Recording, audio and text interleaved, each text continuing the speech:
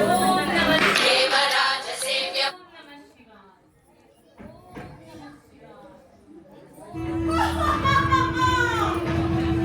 ಯಾವುದೋ ನರಮನುಷ್ಯನ ವಾಸನೆ ಭೂಮಿಗೆ ಬಡಿಯುತ್ತಿದೆ. ಇಂಥ ಕಡೆನೇ ಬರುವಂತಿದೆ. ನರಮನುಷ್ಯ ಬೇಕು ನನಗೀಗ. ನರಮನುಷ್ಯ ಬೇಕು. ನರಮನುಷ್ಯ ಬೇಕು ನನಗೀಗ. ನರಮನುಷ್ಯ ಬೇಕು. ಹಸಿವು ಹಸಿವು. ನರಮನುಷ್ಯನ ರಕ್ತ ಹೀರದೆ 2 ದಿನಗಳಾದವು. ಹಸಿವು. ನಾನು ನಿನ್ನನ್ನು ಭಕ್ಷಿಸುತ್ತೇನೆ. ನನ್ನ ಅದೃಷ್ಟವು ಅನಾಯಾಸವಾಗಿ ನನಗಿಂದು ಆಹಾರ ದೊರಕಿತು. ಒಣಗಿದ್ದು ಒಳ್ಳೆಯ ಭೋಜನ. ನಾನು ನಿನ್ನನ್ನು ಭಕ್ಷಿಸುತ್ತೇನೆ. ಓಂ ನಮಃ ಶಿವಾಯ. ಓಂ ನಮಃ ಶಿವಾಯ. ಓಂ ನಮಃ ಶಿವಾಯ. ಗುರುತ್ತಮ, ಓಂ ನಮಃ ಶಿವಾಯ. ಏನಿದು? ಕೇವಲ ಸ್ಪರ್ಶ ಮಾತ್ರದಿಂದ ನನ್ನ ಪಾಪಗಳೆಲ್ಲ ದಗ್ಧವಾದವು. ನನ್ನ ಪಾಪದ ಆಲೋಚನೆ ನಶಿಸಿ ಹೋಯಿತು. ನನ್ನನ್ನು ರಕ್ಷಿಸಿರಿ ಗುರುತ್ತಮ. ಎಲ್ಲವೋ ನೀನ್ಯಾರು? ನಿನ್ನ ವಂಶದವರ್ಯಾರು? ಈ ದಟ್ಟ ಅಡವಿಯಲ್ಲಿ ನಿನ್ನ ವಾಸ್ತವ್ಯವೇಕೆ? ಸ್ವಾಮಿ, ಕೇವಲ ಸ್ಪರ್ಶ ಮಾತ್ರದಿಂದ ನನಗೆ ಪೂರ್ವ ಜನ್ಮದ ನೆನಪುಗಳು ಬರುತ್ತಿವೆ. ಕಳೆದ 25 ವರ್ಷಗಳ ಹಿಂದೆ ನಾನು ದುರ್ಜಯನೆಂಬ ಯವನ ರಾಜ. ಆಗ ದುರಾಚಾರ ವೃತ್ತಿಯೇ ನನ್ನದಾಗಿತ್ತು. ರಾಜಮದದಿಂದ ಪ್ರಜೆಗಳನ್ನೆಲ್ಲ ಪೀಡಿಸಿದೆನು. ಮದೋನ್ಮತ್ತನಾಗಿ ಸ್ತ್ರೀಯರನ್ನು ಬಲಾತ್ಕರಿಸಿದೆನು. ನಂತರ ಅವರ ಕಡೆ ತಿರುಗಿಯೂ ನೋಡುತ್ತಿರಲಿಲ್ಲ. ಅವರ ಗತಿ ಏನೆಂದು ಯೋಚಿಸಲಿಲ್ಲ.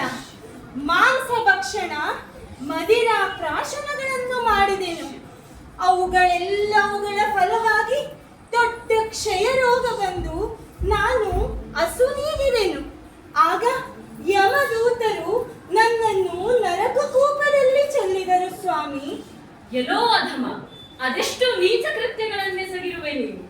ಸ್ವಾಮಿ, 10,000 ವರ್ಷಗಳ ಕಾಲ ಪಿಶಾಚಿಯಾಗಿ ಅಲೆದಾಡಿದೆ.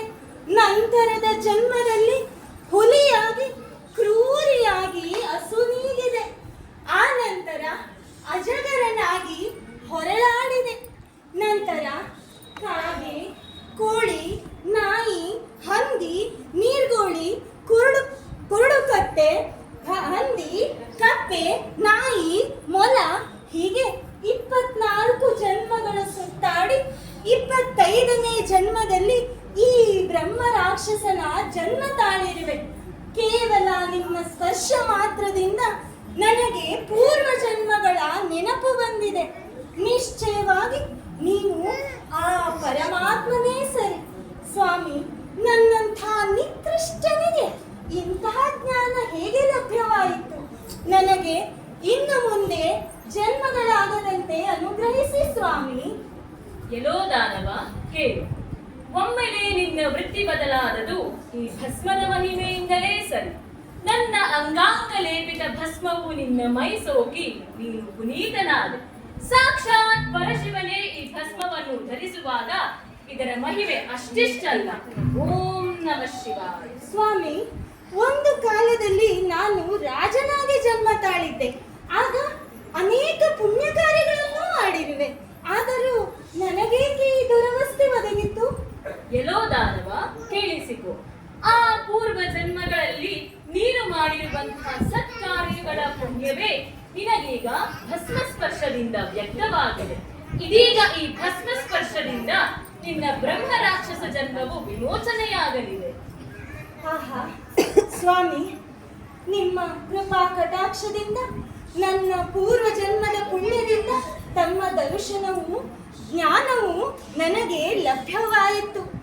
ಈಗ ಇಂತಹ ಮಹಾತ್ಮವುಳ್ಳ ಈ ಭಸ್ಮದ ಧಾರಣೆಯನ್ನು ಅದರ ವಿಧಿವಿಧಾನಗಳನ್ನು ನನಗೂ ತಿಳಿಸಿಕೊಡಿ ಸ್ವಾಮಿ.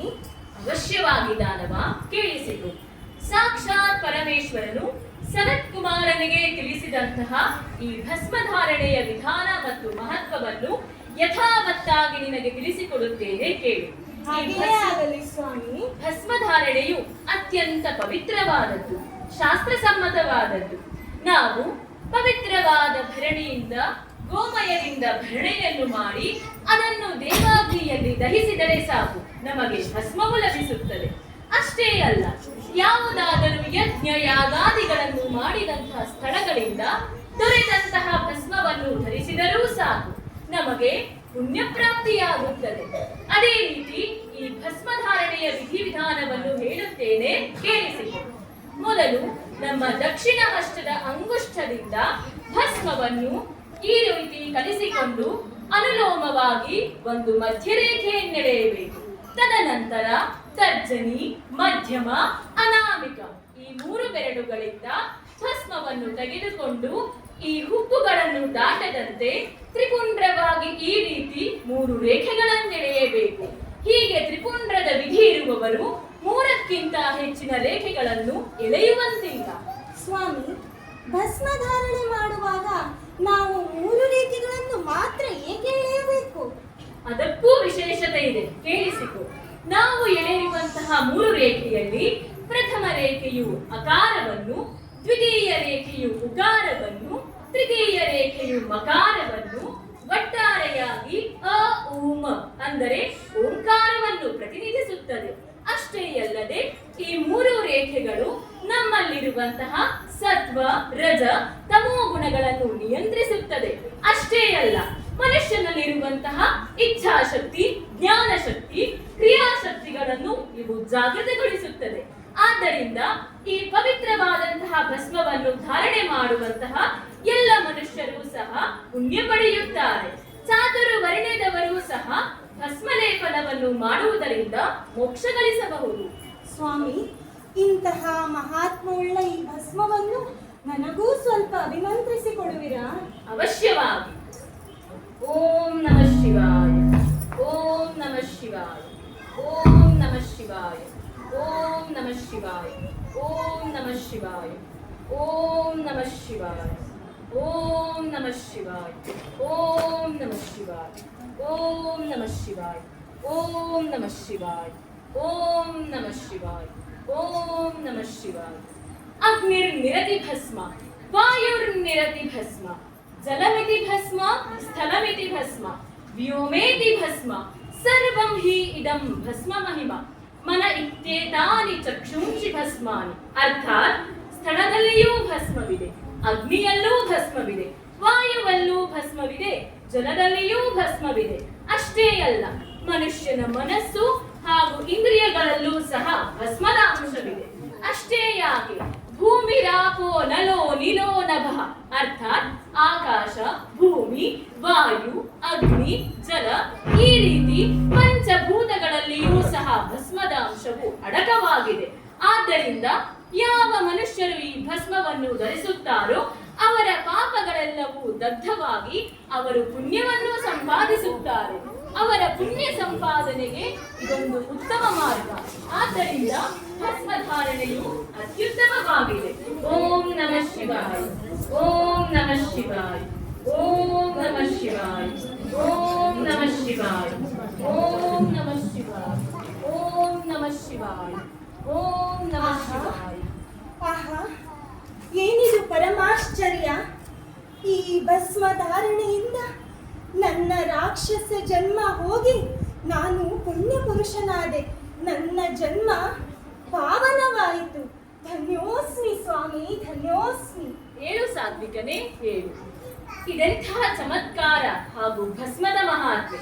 ಕೇವಲ ಭಸ್ಮ ಸ್ಪರ್ಶ ಧಾರಣೆಯಿಂದ ಬ್ರಹ್ಮ ರಾಕ್ಷಸನಾದಂತಹ ದಾನವನು ಸಾತ್ವಿಕ ಮನುಷ್ಯನಾಗಿ ಬದಲಾದನು.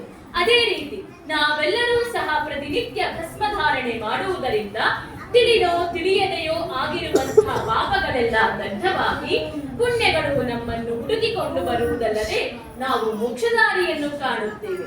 ಎಲ್ಲೋ ಸಾತ್ವಿಕನೇ, ಇನ್ನು ಮೇಲೆ ಪ್ರತಿನಿತ್ಯ ನೀನು ಈ ತ್ರಿಪುಂಡ್ರ ವಿಧಿಯ ಭಸ್ಮವನ್ನು ಧರಿಸು. ಇದೀಗ ನನ್ನೊಡನೆ ಸ್ವರ್ಗ ಮಾರ್ಗಕ್ಕೆ ನಡೆ. ಓಂ